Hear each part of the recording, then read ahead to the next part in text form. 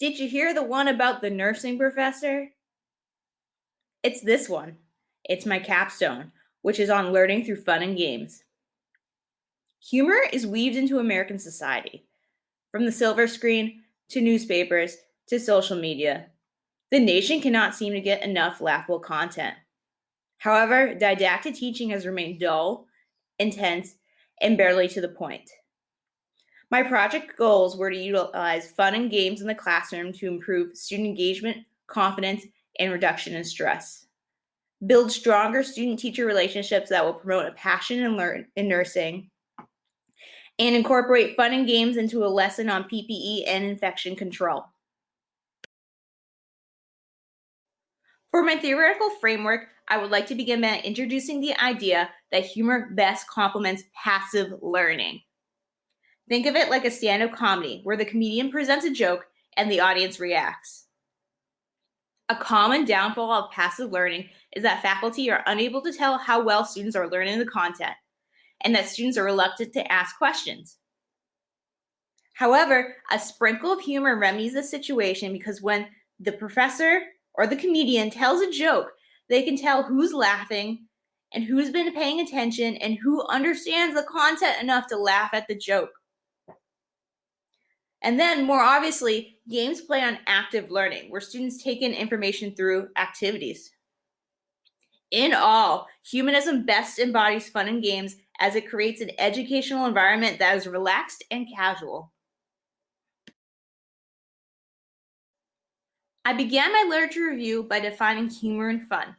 I found that both definitions included the word amusement. Then I had a eureka moment. Amusement sparks engagement. And this is where I think quality learning occurs. We all, unfortunately or fortunately, know that humor can be good and bad. Positive humor is defined as emotionally uplifting, offends no one, creates a positive atmosphere, and relates to the discussion or topic. While negative humor is defined as intended to divide people, belittle, ridicule, discriminate, encourage negativity, or be at another person's expense. It's important to say that sarcasm is considered negative and should be avoided at all costs. However, deprecating behavior is unacceptable, but self-deprecating behavior is considered positive and can be used if you're telling your students how clueless you were as a new RN picking up bed linen without gloves. Moving on, I found that the use of games enhances long-term retention and knowledge. I also found that many studies on the use of humor in games, but the ones I found most helpful were from Baumgartner and Galifo when they found that gamified simulations are applied to class. 100% of the students found that the experience was beneficial, engaging, and decreased their fears of the unexpected. Also, a study by Kazaki, Sursigi, and Goons found that glow germ compared to traditional instruction was statistically significant in the glow germ group having cleaner hands. I then used this information to create my hand washing game. This leads us to the methodology. In all, I created an online pre-recorded lecture that was direct and to the point. This online content did not include humor in order for the students to first absorb the information and to cut back on online viewing time. Next, I did an in-person lecture with humor included. After, we had our hand washing competition. Then I passed out a multiple choice quiz with humor included and some handouts from the CDC.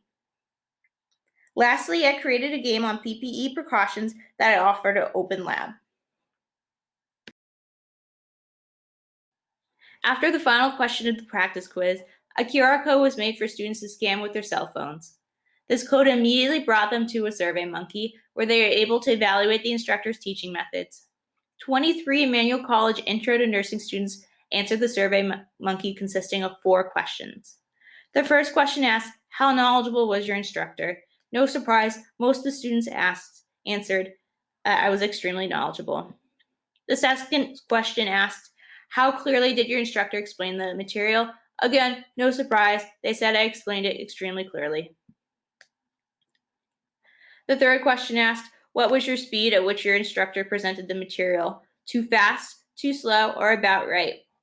Again, a majority of the students said the speed was about right. Lastly, the last question, the open response question, is where the benefits of fun and games shine through.